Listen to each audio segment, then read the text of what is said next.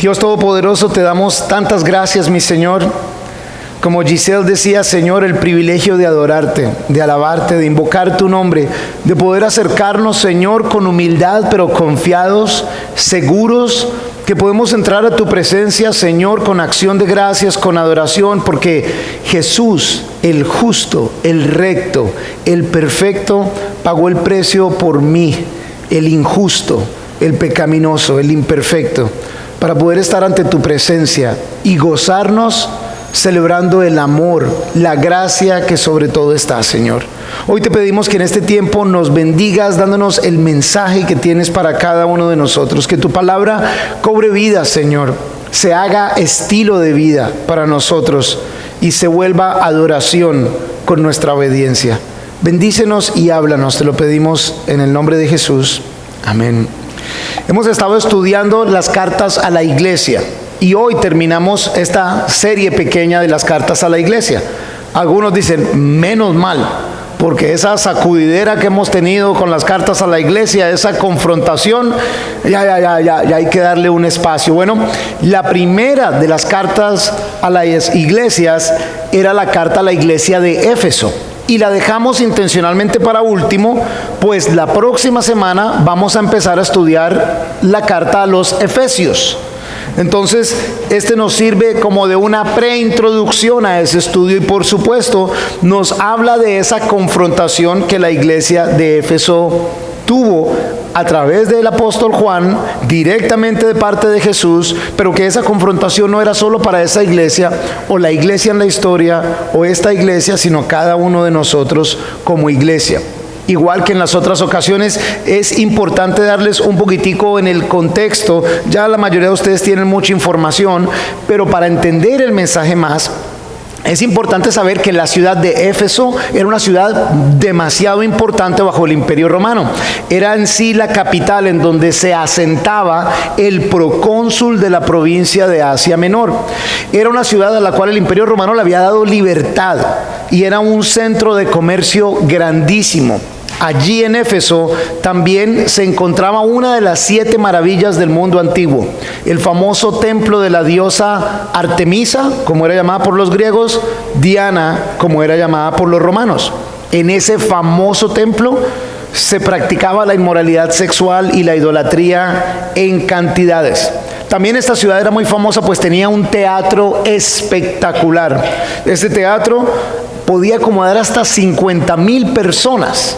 Y es maravillosa el despliegue de arquitectura, de ingenio y de cosas que se sucedían en esta ciudad. Muchos judíos vivían en esta ciudad de Éfeso, muchos judíos ya creyentes. Sin ir allá, en el libro de Hechos, en el capítulo 2 y el versículo 9, se dice, cuando se menciona que había hombres de distintas ciudades, se dice que había hombres que venían de Asia. También en Hechos, en el capítulo 6, el versículo 9, dice que unos hombres empezaron a discutir, a debatir con Esteban. Y dice que entre ellos había hombres de Asia Menor. Entonces quiere decir que muchos de los hombres que conocieron de Jesús en Jerusalén, pues luego se movieron a esta zona. Pablo mismo, el apóstol Pablo, terminando su segundo viaje misionero y de regreso a Jerusalén, aproximadamente en el año 50-52, paró allí en Éfeso. Se quedó brevemente porque le importaba llegar pronto a la fiesta de Pentecostés en Jerusalén, pero dejó a Aquila y Priscila. Aquel matrimonio, compañero de ministerio, fue encomendado para que continuaran la obra evangelística ahí. Y durante su tercer viaje misionero, se dice que Pablo llegó a Éfeso. Y para resaltar eso es que les pedí que estuvieran en Hechos capítulo 19. Solo vamos a hacer así un panorama pronto. Dice en el versículo 1 de Hechos 19: mientras Apolos estaba en Corinto, aconteció que Pablo, después de recorrer las regiones interiores, bajó a Éfeso y encontró a ciertos discípulos. Importantísimo entender que Pablo mismo se estuvo allí por un tiempo largo, de alrededor de 3 años. Y allí estableció un centro de entrenamiento en la casa de un hombre que tenía un nombre no muy simpático, Tirano, pero allí es en donde Pablo empieza a entrenar personas. Luego en el versículo 10 de Hechos 19, esto continuó por 2 años, de manera que todos los que habitaban en Asia, tanto judíos como griegos, oyeron la palabra del Señor. ¿Se dan cuenta lo que dice ahí? Todos los que habitaban en Asia. Y esa provincia de Asia Menor, les he descrito, es lo que hoy en día es el país de Turquía. Es una zona geográfica inmensa. Y evidentemente, gracias a la labor de Pablo, lleno del Espíritu Santo, por supuesto, y el entrenamiento a otras personas, muchos salieron a compartir el Evangelio y todos, dice, tanto judíos como griegos, oyeron la palabra del Señor.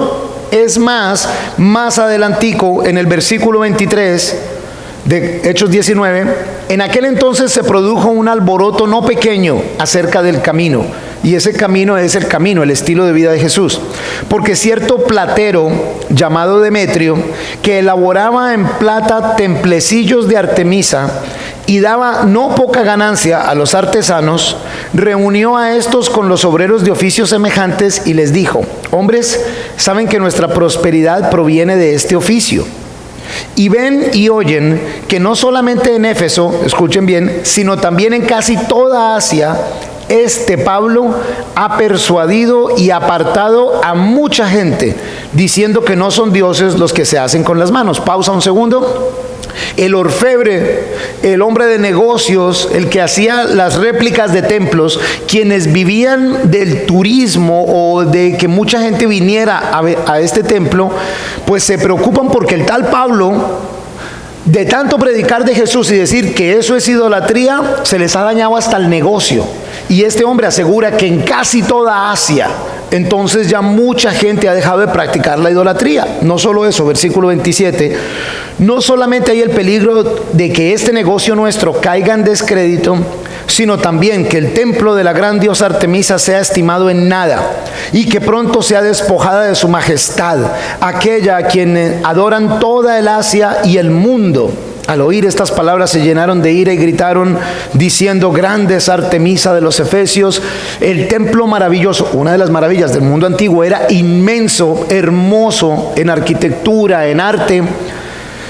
Todo eso no importaba, porque cuando Pablo empezó a predicar con sencillez el mensaje de gracia de Jesús, el mensaje de amor de Jesús, toda esa zona geográfica, en gran manera, judíos, griegos, romanos, empezaron a creer y a apartarse, a alejarse de la idolatría, al punto que los hombres de negocios tuvieron que protestar, tuvieron que levantarse. Y hoy no es el tema de estudio, pero de hecho a ese teatro maravilloso que yo les digo, llevaron unos hombres, acusaron, querían detener a estos hombres que predicaban el evangelio de la gracia, el evangelio del amor.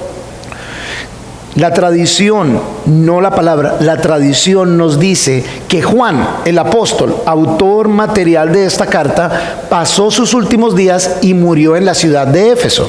Sí, sabemos que Juan fue desterrado a la isla de Patmos y allí fue forzado a trabajar en minas, pero la tradición, historia de la iglesia, nos dice que Juan, ya avanzado en edad, más de 90 años, fue dejado en libertad, se asentó en Éfeso, una de las ciudades continentales más cercanas a la isla de Patmos, y permaneció tiempo allí hasta que murió.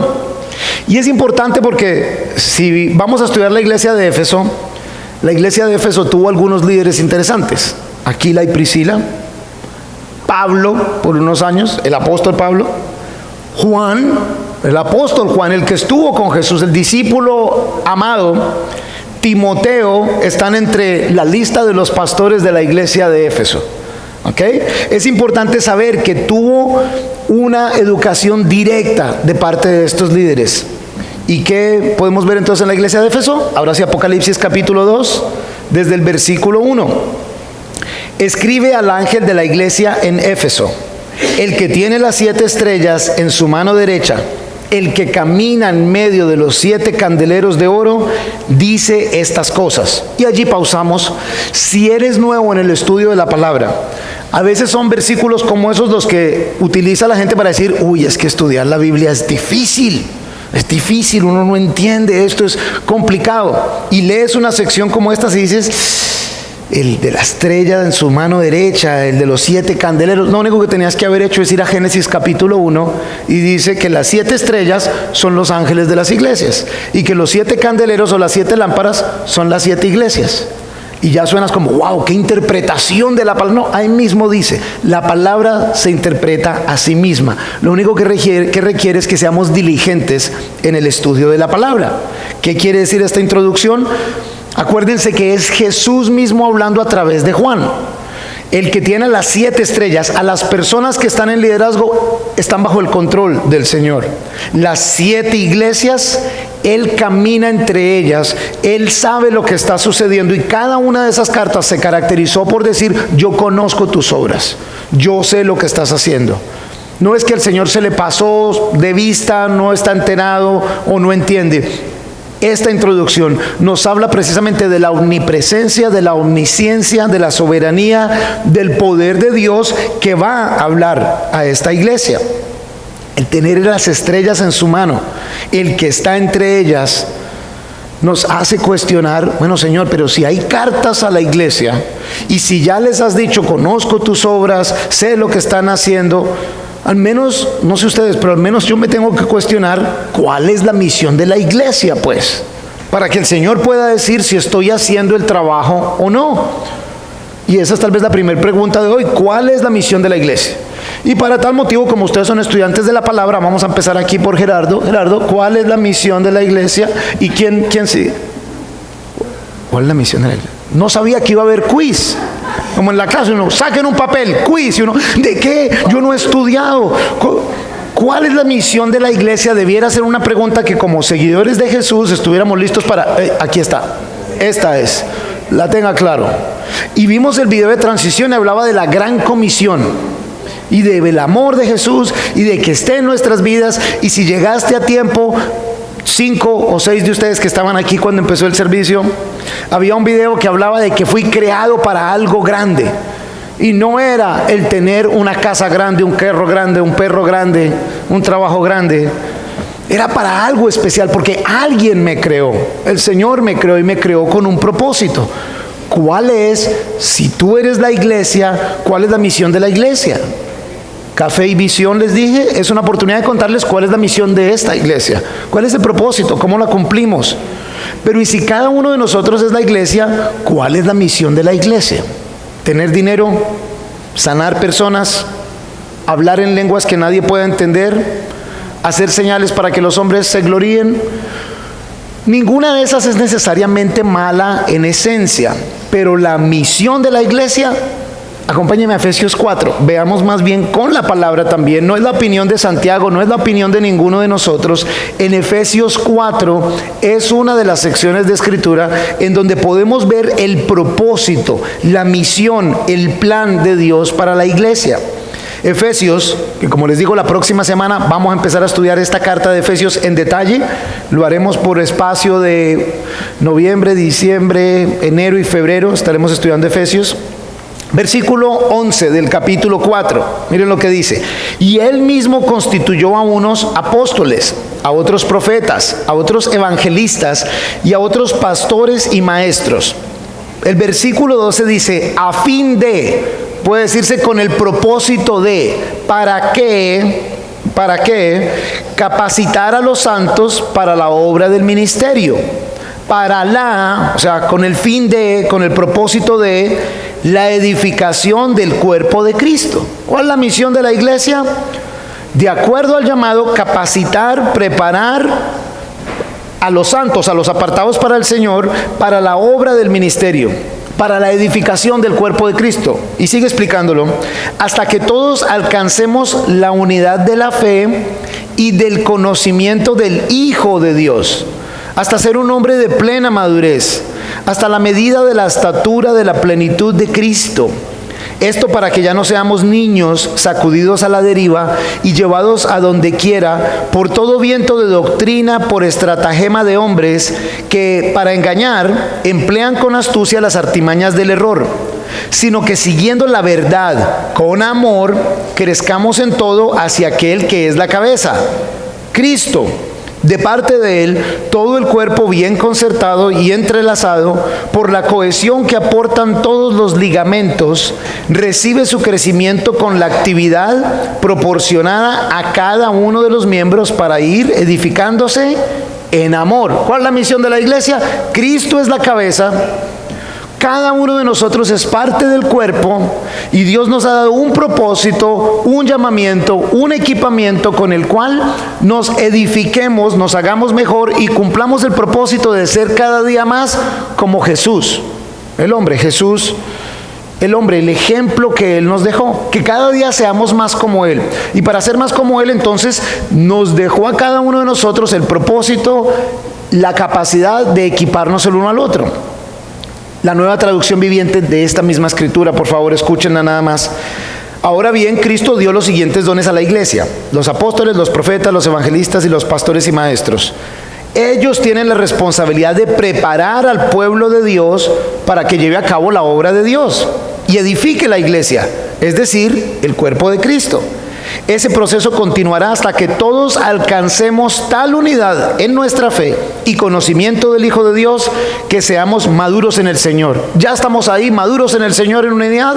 No. ¿Queremos llegar allá? Ese debe ser nuestro propósito.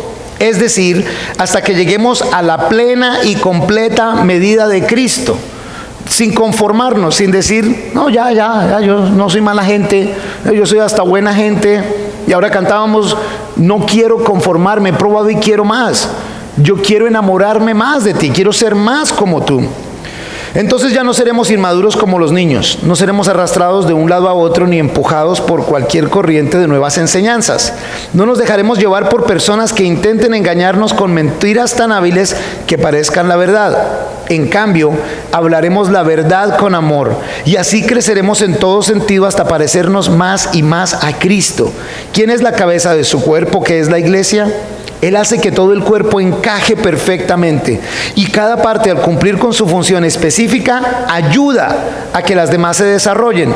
Y entonces todo el cuerpo crece y está sano y lleno de amor. En otras palabras, iglesia, se supone que estemos participando del crecimiento de todos, crecimiento espiritual, en parecernos más a Jesús.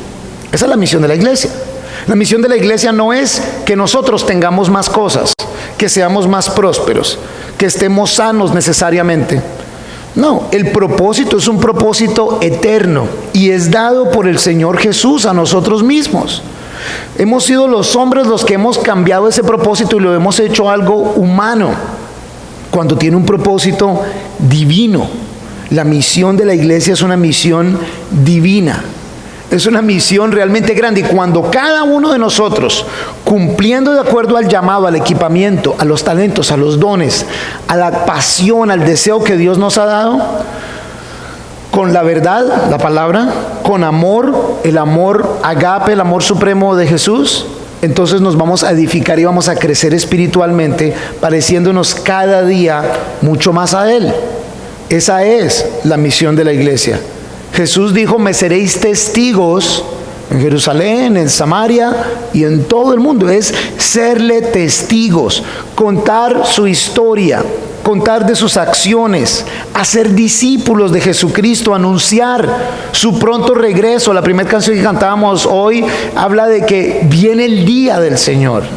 Y no para asustar, sino para dar esperanza que Jesús viene, porque si esto es lo mejor que hay, estamos re mal.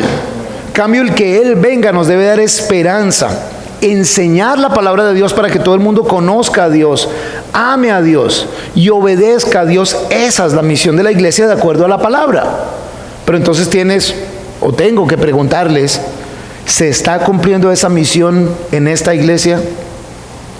Y más que eso, tengo que preguntarle a cada uno de ustedes, ¿se está cumpliendo esa misión en ti, iglesia?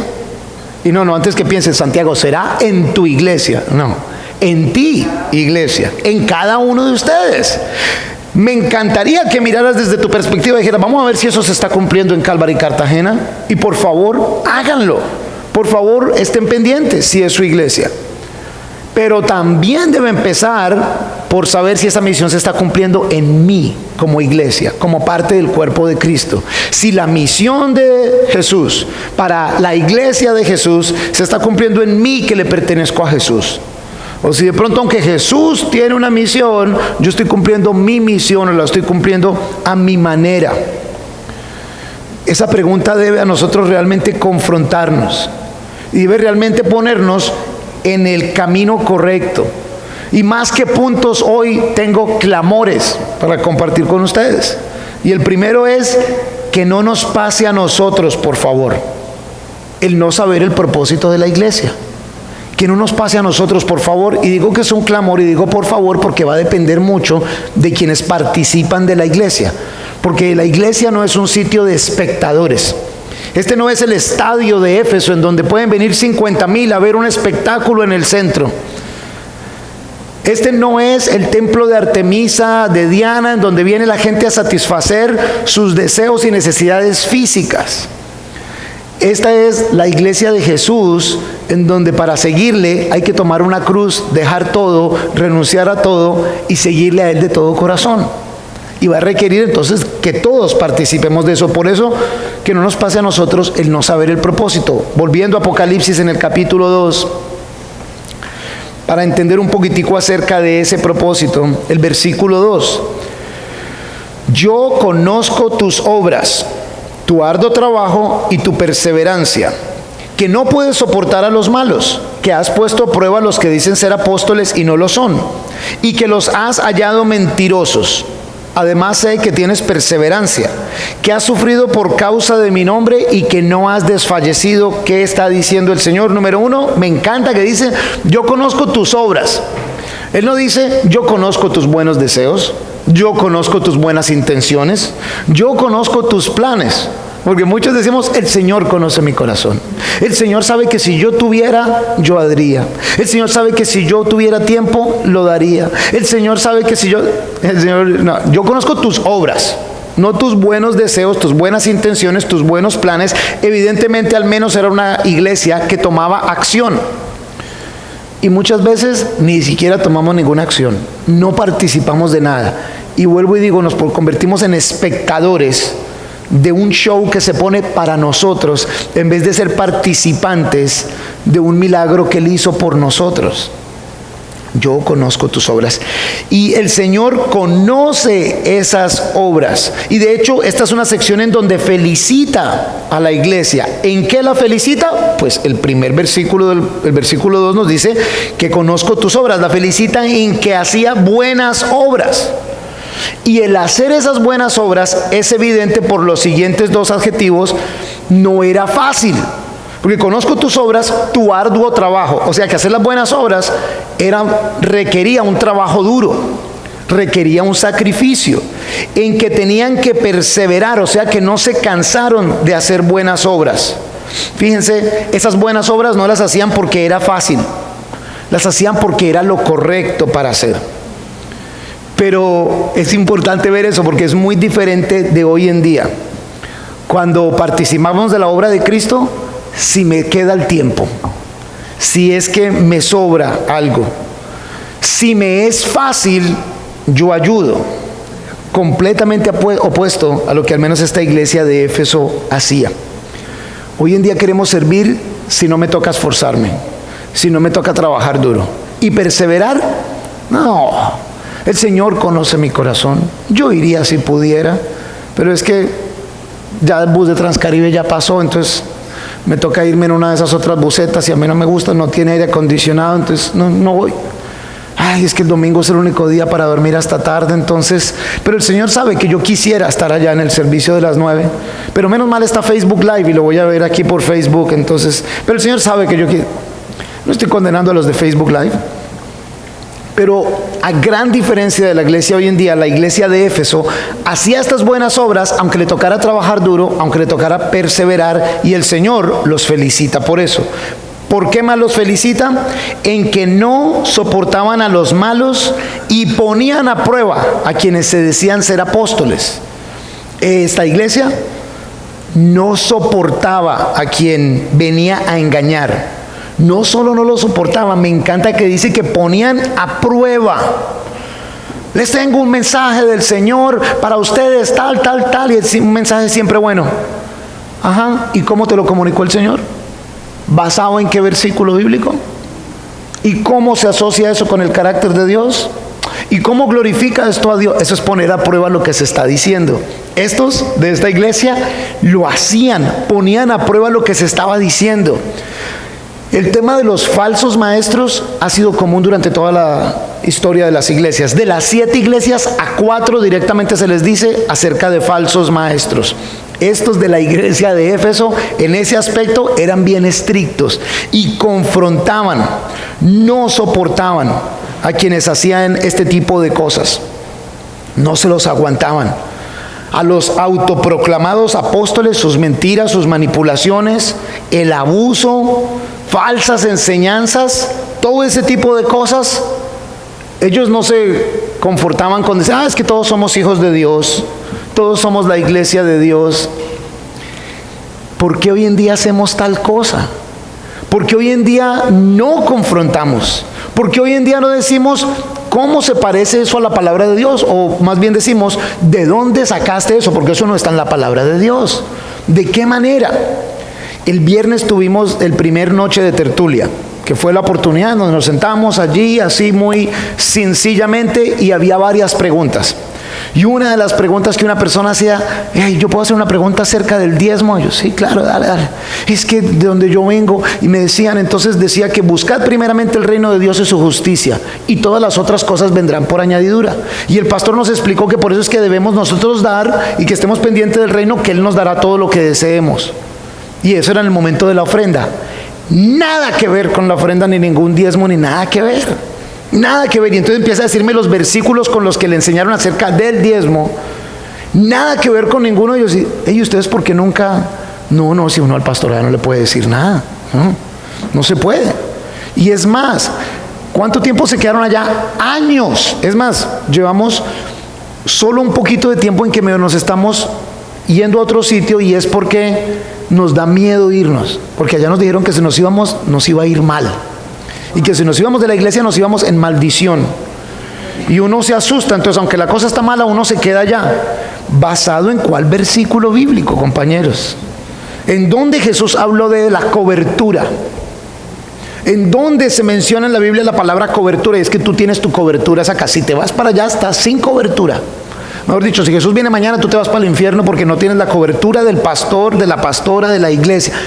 Muchachos, pero sin embargo, cuando yo toco estos temas, algunos de la iglesia aquí se ofenden conmigo. No me parece, Santiago, no me parece desde el púlpito decir esas cosas. Y los felicito, pero quisiera que le dijeran no me parece a quien está hablando algo que no es de la palabra. No, a eso sí no se le puede decir nada. Hasta Santiago sí se le puede decir, porque Santiago ha dicho siempre, díganme lo que quieran decir. Pero al de allá no le puedo decir porque no, a eso sí no se le puede decir nada.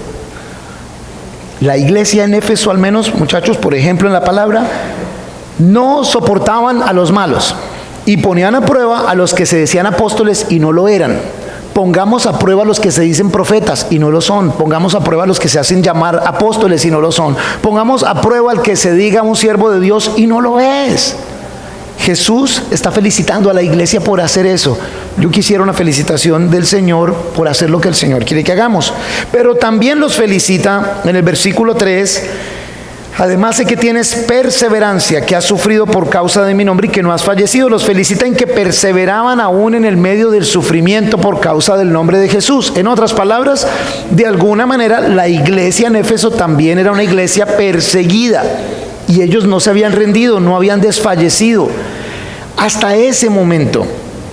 La iglesia de Éfeso, entonces, si le ponemos una fecha, fue fundada alrededor del año 40-43, cuando Pablo vino de regreso en su primer viaje misionero, hizo una prédica y dejó a Aquila y a Priscila. Más o menos 40-45 años después, cuando Jesús a través de Juan escribe este mensaje en Apocalipsis, esa iglesia todavía está perseverando aún en el medio de persecución, y el Señor los está felicitando. Ustedes no han desfallecido, han sufrido por causa de mi nombre. Y por supuesto los felicita, y nosotros debemos también aprender ese ejemplo de que por el nombre de Jesús, para glorificar el nombre de Jesús, aun si somos rechazados, aquí no hay persecución, pero muchas veces sí es perseguido en el aspecto de ser burlado por seguir a Jesús, esta iglesia perseveraba, y es un ejemplo para nosotros de perseverar en esta área también. Versículo 4 de Apocalipsis 2. Sin embargo, ese famoso pero, tengo contra ti que has dejado tu primer amor. La Nueva Traducción Viviente traduce ese pedazo, en vez de decir que has dejado tu primer amor, lo traduce: no me amas a mí, ni se aman entre ustedes como al principio.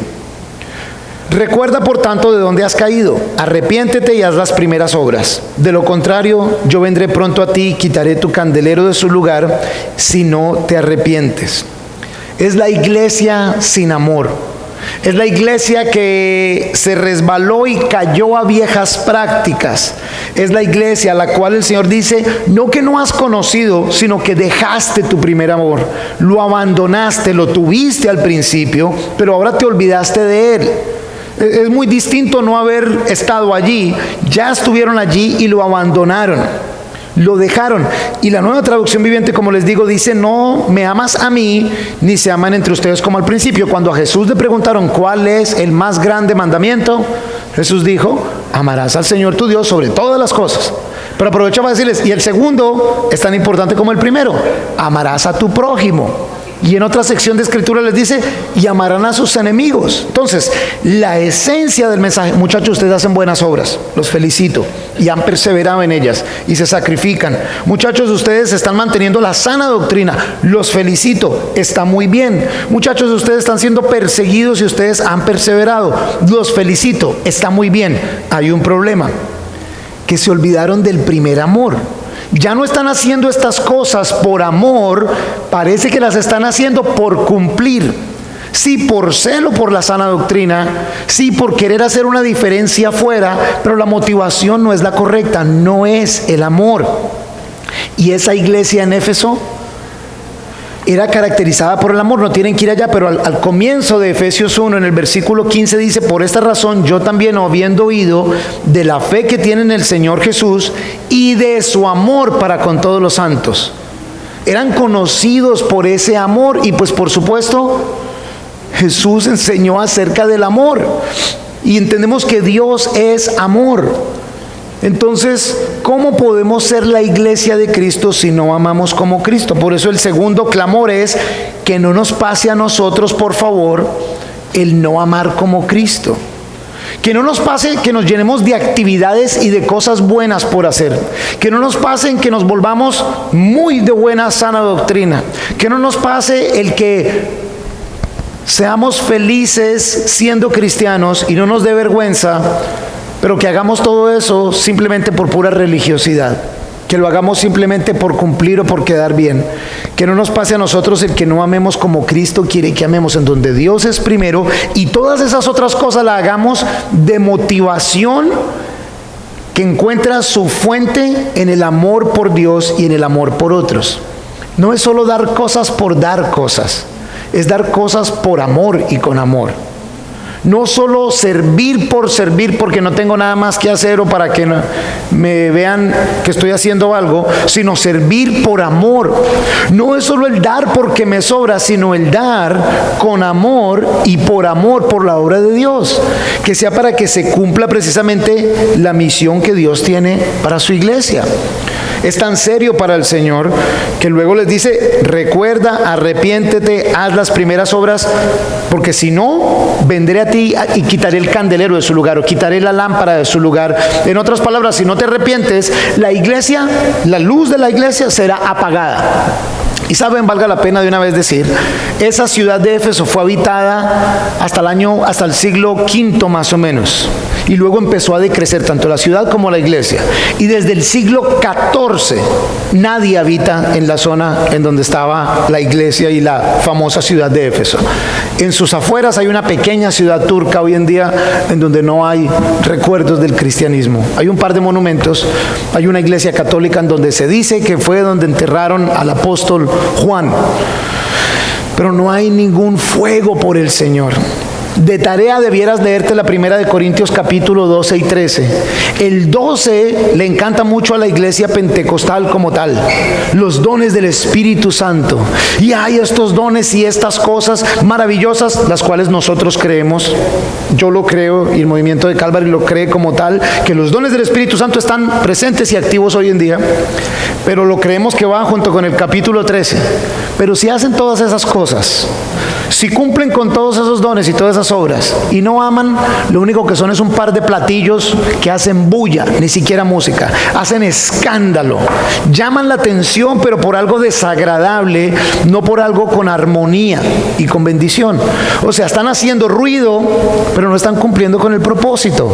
Es la primera de Corintios en el capítulo 13. No importa lo que hagas, si no lo haces por amor, al Señor no le interesa. Fíjate, el Señor los felicita por estas buenas acciones, pero les dice una sola cosa: si es sin amor, no me sirve.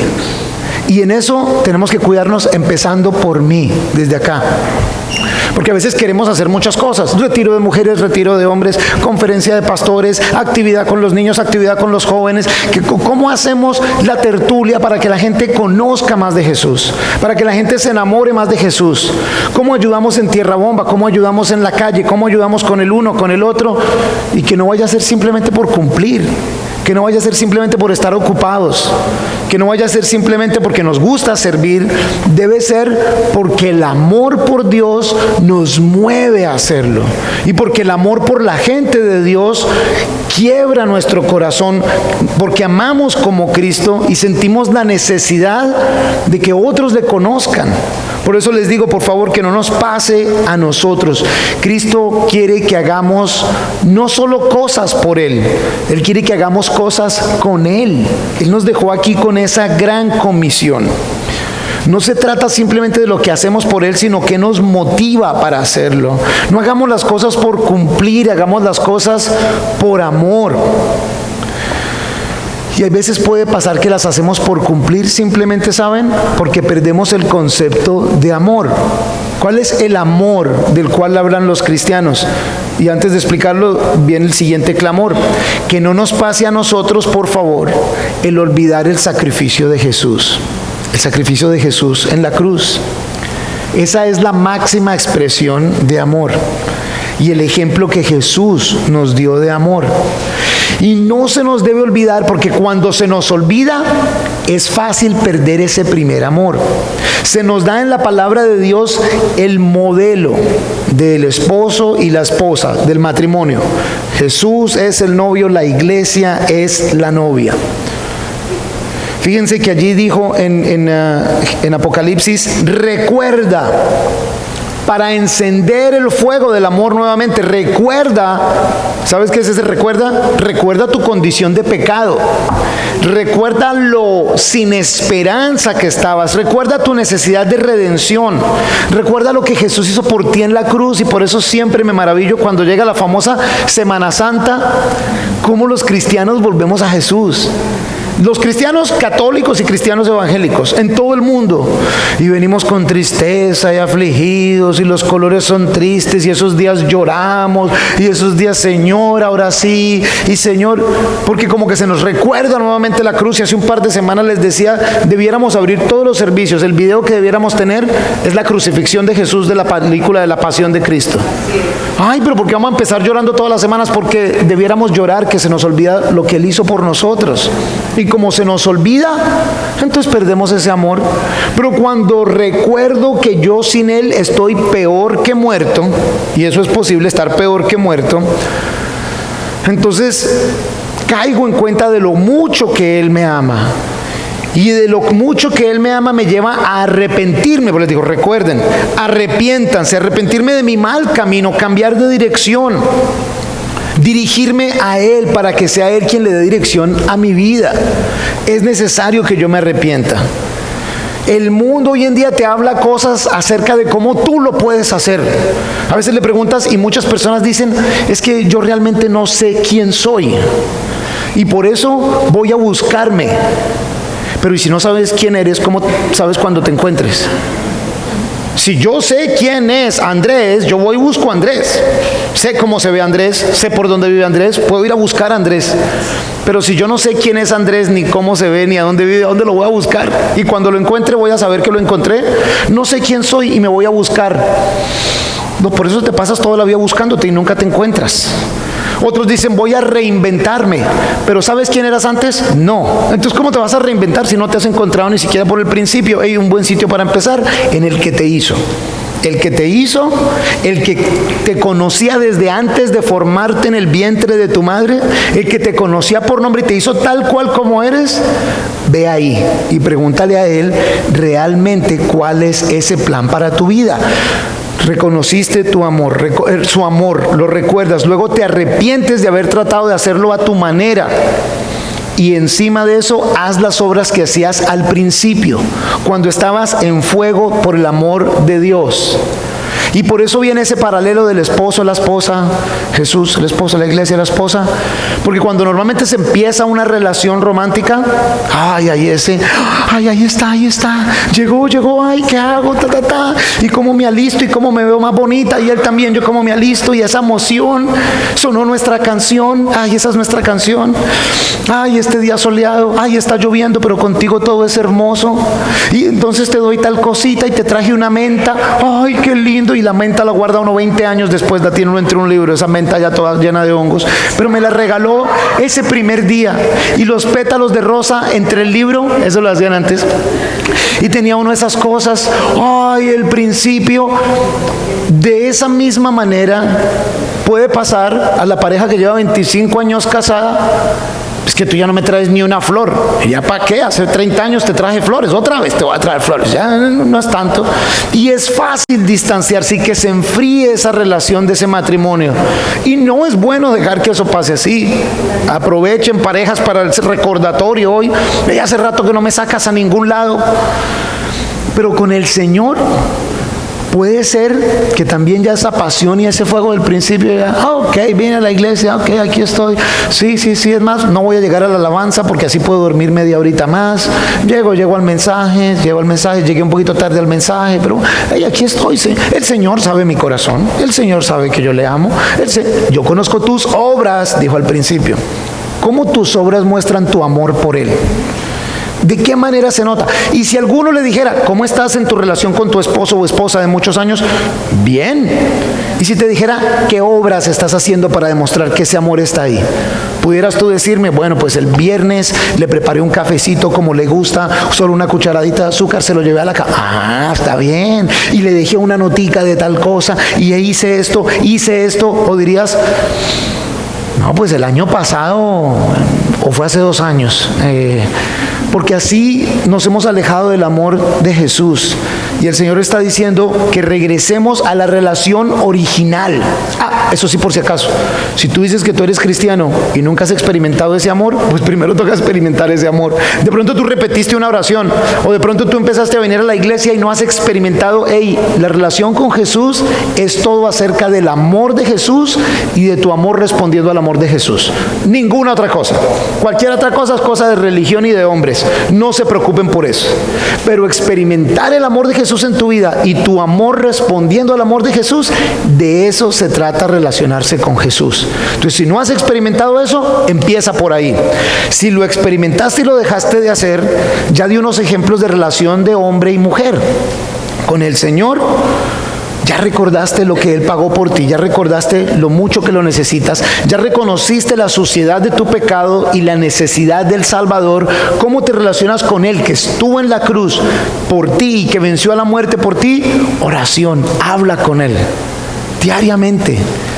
Viene el día, decía la primera canción, y termina diciendo que a Jesús voy a ver.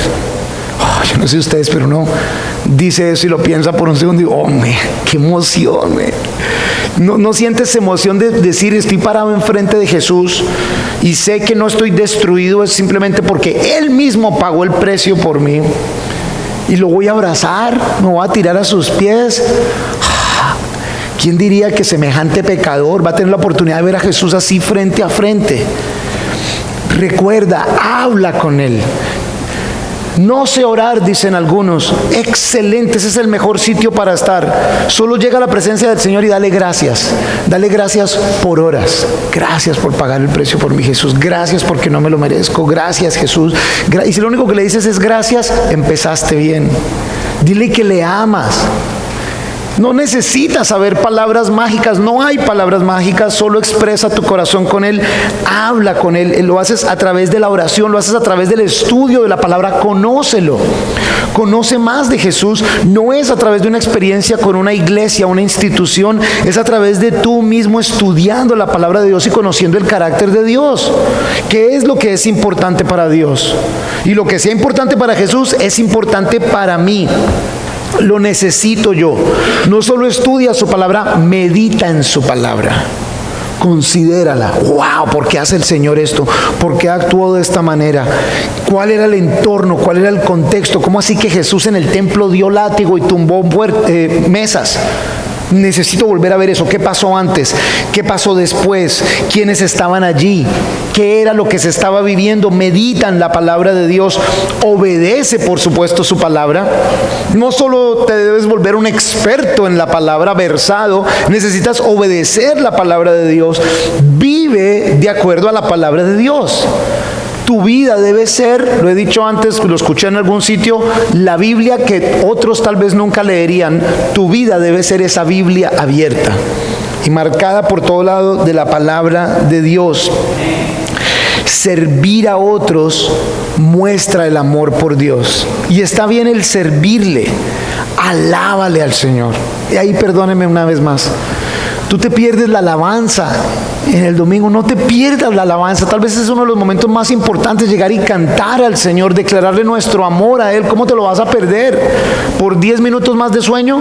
Ya bueno, si se demoró más el bus o Transcaribe, pues ¿qué le vamos a hacer? Hay cosas que se salen del control de uno. Pero no te pierdas el tiempo de alabar, pero tampoco que ese sea el único, por favor. Todos los días dedica tiempo a alabar al Señor, a estar en su presencia y a cantarle, a dedicarle tu atención no dividida, que no esté compitiendo con nada más. Alábale al Señor, vuelve a ese primer amor. En la carta a los Efesios, Pablo menciona más de 20 veces la palabra amor. Amarle fervientemente, amarle fielmente, amarle eficientemente. Y nuestro amor por Él debe ser incorruptible, o sea, que esté libre de mancha.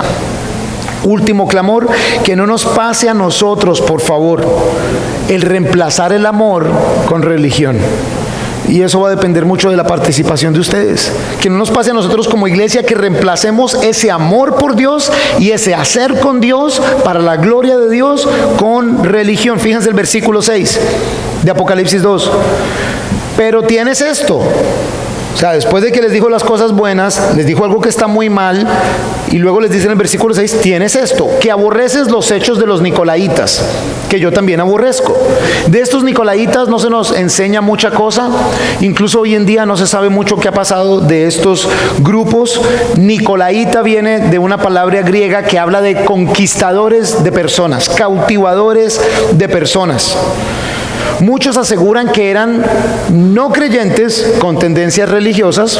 Otros dicen que eran judíos que le metían religión a la nueva iglesia cristiana. Otros que eran simplemente hombres que enseñaban no acerca de libertad, sino más bien de libertinaje, con doctrinas que abusaban la gracia, infiltrando costumbres mundanas dentro de la iglesia.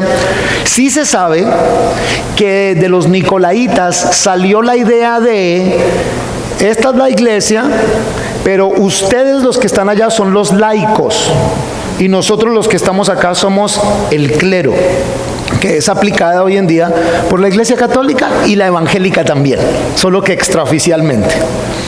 Al menos los católicos tienen los títulos establecidos. Los evangélicos se los ponen sin tenerlos. Soy el apóstol tal, soy el profeta tal, la misma vaina que las iglesias católicas. Así que no nos vamos a echarles candela a ellos y nosotros estamos igual o peor, porque supuestamente conocemos más la palabra.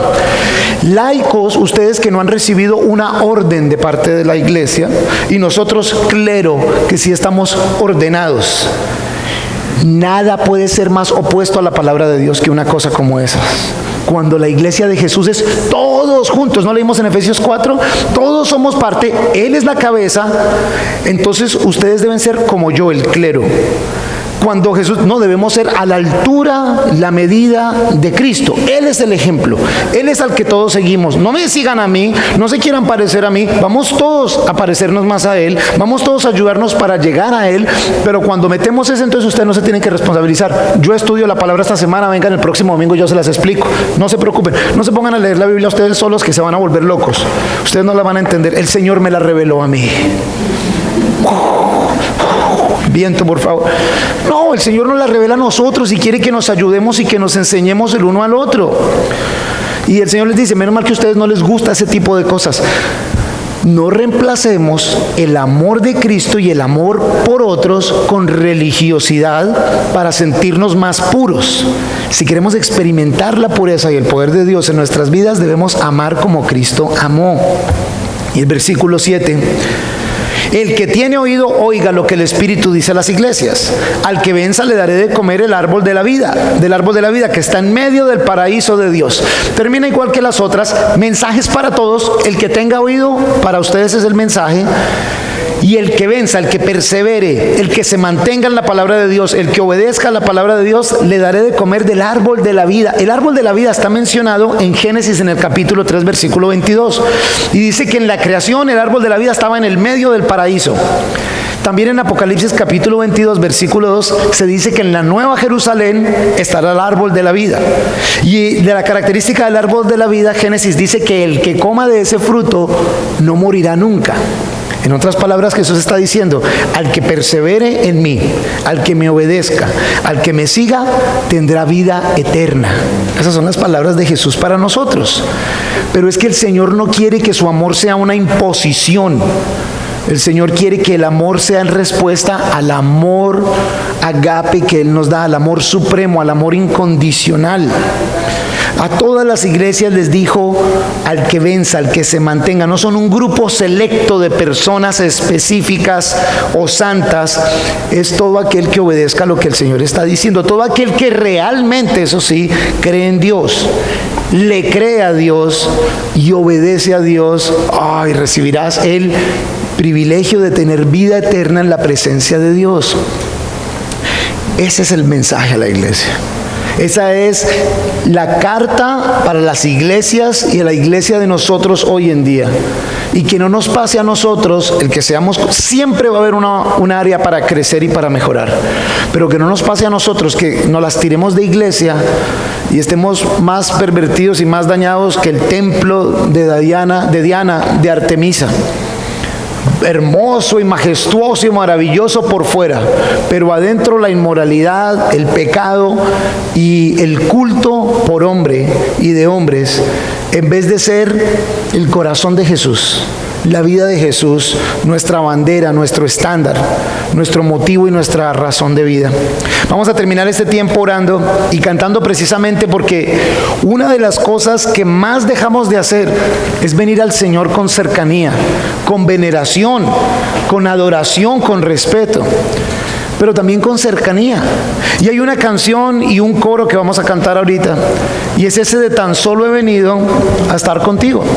No estoy viniendo a pedirte cosas, no estoy viniendo a que hagas cosas por mí, estoy viniendo a relacionarme contigo, Señor. Y me encanta esa canción, y es una canción de quiero tener una conversación contigo. Y si algo se llevan de aquí hoy, quisiera que fuera el deseo de hablar más con el Señor, de apartar tiempo para hablar de su amor, para agradecerle, para adorarle, para alabarle, para hablar con Él, preguntarle cosas, escuchar, mantenerte en silencio en su presencia. Y luego, cuando esta canción esté terminando, vamos a cantar un corito bien lindo. De hecho, la canción se llama Construiré mi vida, y dice, digno de recibir toda mi adoración. Digno, solo tú eres digno. Y luego dice santo, solo tú eres santo. Y la verdad, el propósito es que para la iglesia, para que la iglesia sea la iglesia de Jesús, Él es el que tiene que estar en el trono. Nosotros a sus pies, amándole, entregando nuestras vidas, declarando nuestro amor por Él. Padre, te damos gracias, Señor, por tu palabra de vida, por tu palabra de amor. Te damos gracias por la cruz. Te damos gracias por Jesús y su sacrificio eterno. Te damos gracias por ofrecernos una vida eterna en tu presencia. Señor, perdónanos si te hemos buscado por bendición en esta vida. Y sí, aunque hay veces en esta vida tú nos bendices abundantemente, Señor, gracias por recordarnos que tú nos buscaste para vida eterna. Ayúdanos, Señor, a cambiar la perspectiva, a que mantengamos nuestros ojos en Jesucristo, el autor y perfeccionador de nuestra fe, el que lo planeó desde antes de la creación. Señor, ayúdanos a dejar de ser nuestro peor enemigo, el obstáculo más grande para nuestra santificación. Ayúdanos a que se cumpla en nosotros, como Jesús le enseñó a la gente, amar a Dios por encima de todo, supremamente, y amar a los demás. En eso se resumen la ley y los profetas. Ayúdanos, Señor, a que ese sea nuestro estilo de vida y que nuestra vida dé evidencia de eso, Señor. Mientras estamos aquí, ayúdanos a venir a ti con sencillez, a saber más de ti, a conocerte más a ti y a declarar nuestro amor por ti. Te pedimos esto, Señor, en el nombre de Jesús.